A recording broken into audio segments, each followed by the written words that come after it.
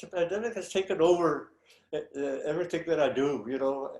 Uh, uh, So this is Ben Gillespie interviewing Jesse Treviño at his home in San Antonio, Texas. It's July 20th, 2020. This is for the Smithsonian Institution Archives of American Art Pandemic Project. Jesse, would you tell me a little bit about how your life has changed during the pandemic? well, you know, first of all, you know, I had cancer about 6 years ago, but I'm in remission, and fortunately, I'm a lot better. But having experiencing a lot of, I have a lot of nerve damage on my arms and my head and my whole body that I experience a lot of pain. So I go through a lot of pain, and of course working with my art. But you know, I've been fortunate that you know I was in a very important exhibit at the Smithsonian that was about the Vietnam War. The art. Artists Respond it was a beautiful exhibit of art from 1965 to 1975, art in America of the Vietnam War. So being an artist and being in that exhibit meant so much to me that I've come so far.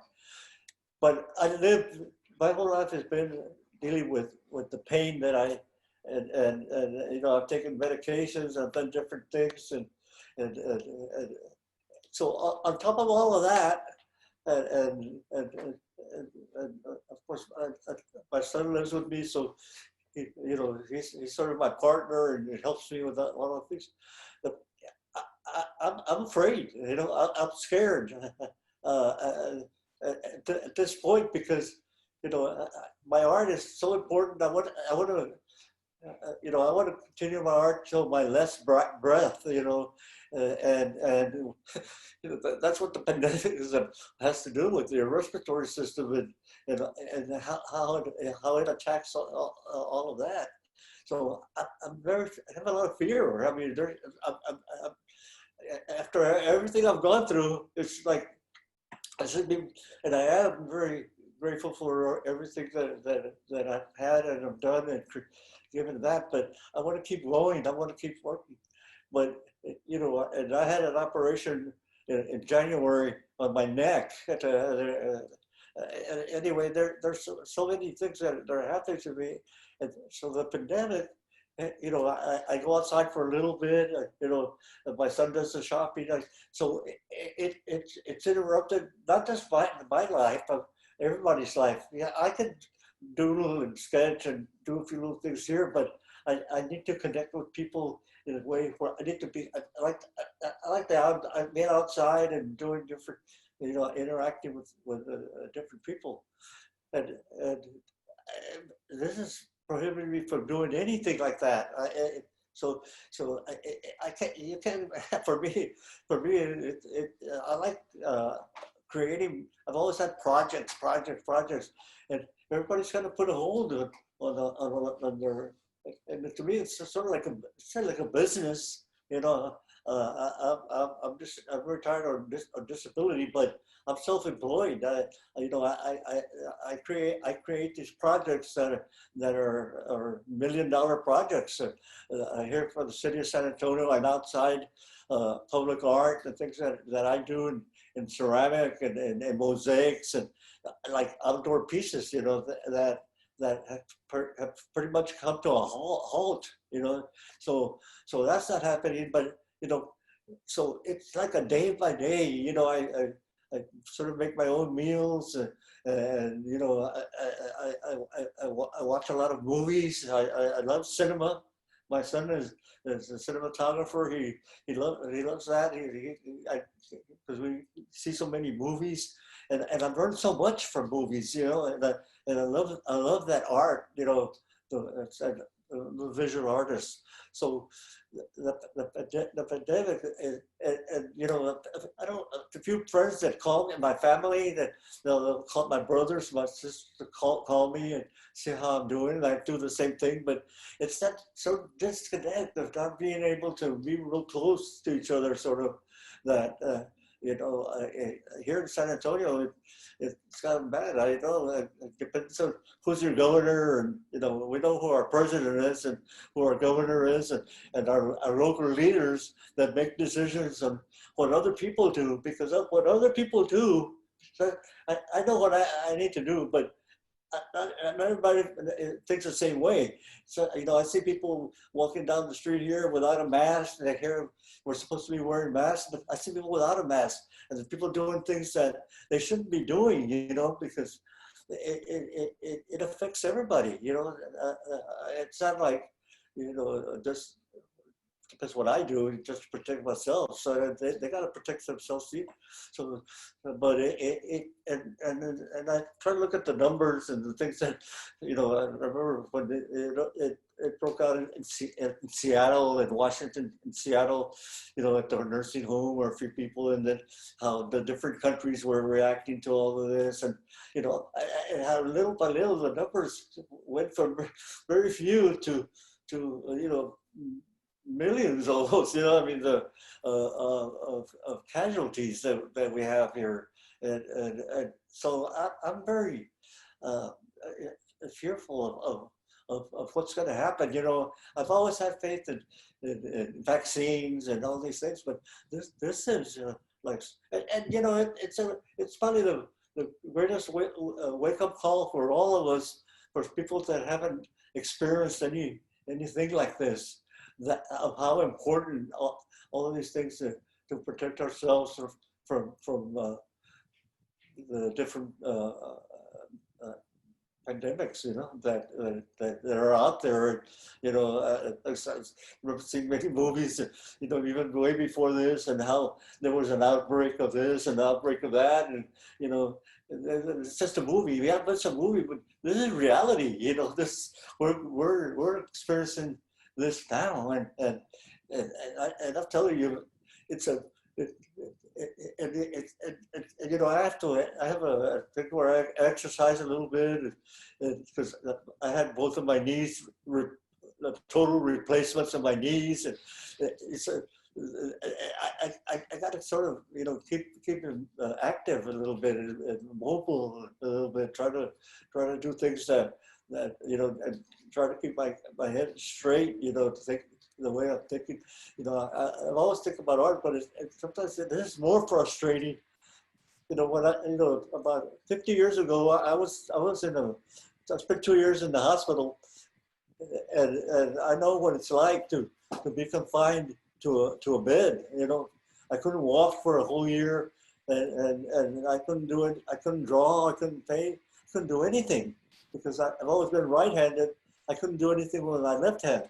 So, that's so fun. You can't imagine. It's so frustrating. I thought I'll never be able to do that.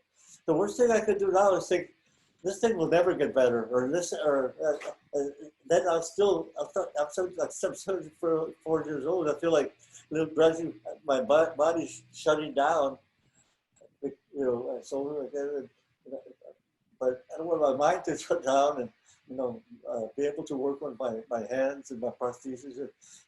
So I gotta try to keep everything active, a little, to a certain extent. But it's the most frustrating thing for me to do. Even like my son helping me with certain things. I've always been independent. I've always been able to do not just stuff for myself, for other people, and try to do stuff like that. So it's been very difficult for me. I guess it's frustrating for me, because it is. But fortunately, I have my home and my son, and we do the things that we should do. We're supposed to do. But things that are happening outside. Again, we're talking about Black Lives Matter earlier. How important all of that is. It's still it's out there. And those are some of the problems that I never forget, and I think about myself, but I think in terms of what they go through, how horrible that is. Well, I know a lot of your murals, you've talked about how you want to make the world safer, and they appear on Yeah. hospitals. And I was wondering, has your work changed as you're doodling and thinking about what you can do after the pandemic? Yeah, well, because there's several projects there that are sort of on hold right now that are just on hold. So, you know, I go from one to another and think, well, what would I do here? What would I do here? And so I've got enough projects to think about, you know, of what I want to do. But you know, it's always been about that. You're exactly right. You know that you know it's like the one that really stands out here in San Antonio is the one at the hospital. And if you know a little bit about that mural, you would understand, you know, the direction that you know, even more than ever wanted my work to cry. And that was that the things that I feel that because it's powerful. Art is so powerful, and that's a good example. That mural can be seen just passing through San Antonio. You don't even have to stop. If you just pass through it, you can't miss it. You know, the main corridor, R35, you pass through there, upper level, and it's called the Spirit of Healing. Okay, and it's a hospital, a children's hospital now, one of the best children's hospitals in the world. And that mural has been there, you know, over 20 years, you know, 23 years, or 25 years. It's mosaic and it's an outdoor mural, and it was built so that it would last 500 years, you know, because, you know, I want people to remember me from 500 years when they see it, that, oh, Jesse Treviño did that. And originally, people were telling me, hey, what are you going to do with that? It was this wall that is a 100-foot high wall and by 40 feet high. And well, I can do a historical image of what the hospital represents, whatever. They have a lot of history to it. It thinks that whatever I would want to do. But when it came down to it, this was in 1994 when I began that mural. You know, it changed the way when I thought about what I wanted to do, because I always leave it. You know, it's not like I know right away this is what I'm going to do. No, it just I just let my mind kind of take me where, and my heart take me where it's going to end up. And once that happens, it's really incredible how it's a process I go through. But I thought, well, what is some? It's sort of like the Black Lives Matter. It's like what matters right now here in San Antonio. And what mattered was that our youth were involved in gangs and drugs and all. It was about it, and that was a children's hospital. I mean, it still is a children's hospital. And I thought, well, that's very important, you know. And that was one thing. And then I was doing a portrait of my son. He was 8 years old. A portrait of my son, and I was doing some research on a cemetery here in San Antonio, where the tombstones, some were angels and some were, and that was thinking, and I had pictures of my son on one side, and I had pictures of some of the tombstones, and so the images sort of converged together, and I realized, and it was the very image you see, the guardian angel image that been done by many different cultures, and you know, the guardian angel. And I thought, you know, this thing about our youth, what's important here, when I grew up as a little kid, my older sister, saw that I could draw and stuff, and I was just a little kid, about 5, 6 years old. She got me my first little drawing tablet, little tempera paints, and a couple of drawing pencils. And I thought, wow, that's the most incredible gift I've ever had, because she thought I had potential as being an artist. Okay, so that was very important. And I thought that what kids lacked was direction, right? I mean, people, the young kids, and someone that could direct them and guide them, and as they grow up, and so they to do the right things as a kid, you need certainly an adult that can guide you. It could be anyone, but in this case, it was my sister, my mother. She was a single parent. My father died very young, and and and both of them.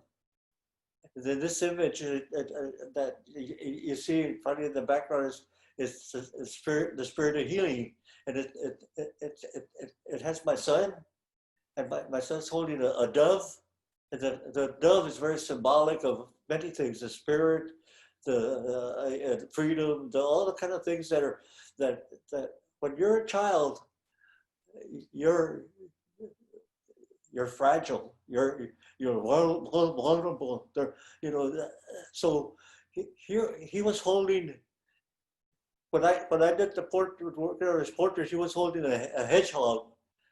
Right? He loved cats and he loved animals, and but the way a child holds something like a pet or like that it's the innocence, the innocence of that child, and carried for it, the way it holds protecting it, and all of that. That's what the difference between a child and an older person. Usually, that a child does that. So it captured that, and it captured the angel is they're actually nuns and nurses there at the Santa Rosa Hospital that came originally from France, and it was an order of created an orphanage, and eventually became a hospital. That angel represents them also. It has the floor, but it represents my sister, that person, like my mother, my sister, the person. It could be an older brother or someone that takes that responsibility of making sure that child at least is directed, doesn't get in trouble and doesn't get involved in all of these, and how that that message was so important to prevail, and that I had an opportunity in this mural to do that. I mean, I'm telling you, the way it came together, that was the thing. It didn't matter what other people thought. It was from me, an artist's point of view, and what I wanted to accomplish, and something that would be there for years to come, and that it would still be relevant to what's going on now. You know what I'm saying? And it was about youth, of what was important there, and it came down to the parents, or the father, or the mother, or the older sister, or whoever that would do that. Because can you imagine? I mean, if you don't have that, those are the kids that get in trouble, that get out of school and they go there and hang around with the wrong group or the wrong friends, so things like that. There's other projects that I've created here in San Antonio that have a similar message. The community where I grew up was a very poor community, and it's sort of like Black Lives Matter. That section of town is still, people discriminate against if you're from that part of town. It's like the bad part of town. But yet, I had gotten a lot of, I've been real successful in downtown areas and different parts of the city, but nothing in that particular town, because the projects are expensive. And I went to this certain area where, and I wanted to do a sculpture, a mural sort of sculpture, and they didn't have any money. So I had to actually raise money, because a lot of people that have left that part of town and left their professional doctors or lawyers or teachers are friends of mine. And I went to them and one by one, and so they would donate $500 or $1,000 each. You know, they were, nobody turned it down. Everybody wanted to be part of this project that I wanted to create, because you know, the people would have to, in that neighborhood, lock their houses and doors and everything. When I grew up in that neighborhood, the doors weren't locked, and you know, people could come in and out and whatever, because you knew your neighbors. And well, that now it was for people would all be locked up, and it was about people getting killed and mugged and all kinds of terrible things in a community that wasn't safe. So I created the Virgen de Guadalupe, the Virgin of Guadalupe, in the form of a candle, like the candles you see in the glass jar, with that image in tile. And it was about a $500,000 project that I helped raise money to create it, because that candle in the homes there, when I was a little kid and grew up, it's called Guadalupe community, and there wasn't what I'm saying is there was a great space there where I wanted to create the sculpture, because I felt that if people could, that image was very powerful. So if they could come and the symbolism of that candle and sort of to light up the whole community, not just one house or anything, but and so that people could start coming out to see that image and talk to each other, and you know, be able to interact and tell stories of what a, you know, many years how it was a great community. You know, 100 years ago, and how different it was. So I wanted that to happen again. That we needed to instead of, you know, everybody getting locked up in their houses, that we would come out. They would come out and interact. And you know what? That there's people from all over the world that go to that candle, because there's nothing like it in the whole world. That a candle, the size of it and the way it's created, it's made out of concrete and glass block and ceramic tile, mosaic tile. It, you know, it takes about 3-4 years to create those murals. You know? So you know, those are the kind of projects I want them to last hundreds of years. But and sometimes it takes other people that will help me to actually create it. Usually students. I like students that they don't have to be artists, but they're people that if I learned many years ago from a friend of mine from Chicago that was involved in the arts, that said, you know, we get people, young kids that perhaps had problems at home and whatever, and got them involved in a project, in a theater project, or in my case, doing the murals. Can you imagine the difference that it makes to a kid that has a broken up family and has all that, to get involved and say, look, see that mural that's there? I was part of that. I helped create that. They live that. And believe me, I've had people that have helped me young, they were kids, and other older people that have become great people in their own right. I mean, they're great artists and architects and engineers and different people that thank me all the time, you know. And I go to, when I used to go to the supermarket, people would stop me and say, I don't want to bother you, but I want to just thank you for that mural you did. at the Santa Rosa Hospital, or I wanted to thank you for doing that, because they're giving me some incredible stories of how it's practically like changed their lives, or when, you know, they saw it and like for the first time, and like, wow, you know, it's overwhelming. I guess, you know, it's like when people go to Europe and they see some of the things that were done, you know, hundreds of years ago, that they're just overwhelmed by. And those are, that's the way I want my work when people see that. You know, in the Vietnam show, there were certainly how many other artists were there that had art from all over the country. And I was thinking, you know, when I won my first contest as a little kid, I was about 6 years old. I remember that was the beginning of my whole career, because I saw how important a museum was and all that. So here I was at the Smithsonian in a Vietnam show, where Vietnam has been a big part of my life. I mean, you know, what I experienced, I have to live with forever.